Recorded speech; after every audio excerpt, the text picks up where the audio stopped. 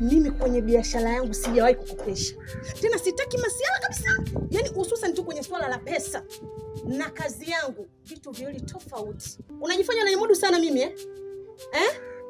Wewe unaniambia Chiko mikuno, nipe mikuno yako, nipe mikuno.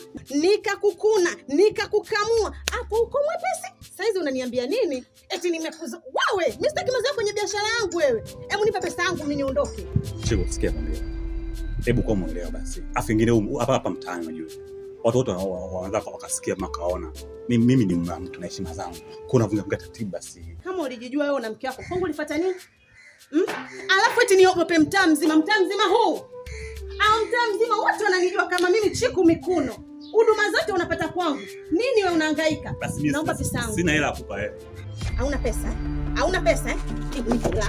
Naomba pesa yangu. Tulia. Naomba pesa yangu. Wewe tulia basi. Pesa nini bwana? Oya. Roma nini?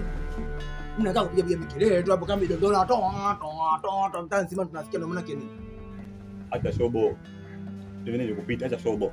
Naomba pesa yangu. Mwanamke apigwi babu. Mwanamke anatakiwa aambiwe na maneno matamu. Mwanamke anapetiwa. Unatumia nguvu nyingi, nguvu kubwa kugombana na mwanamke rafiki yangu.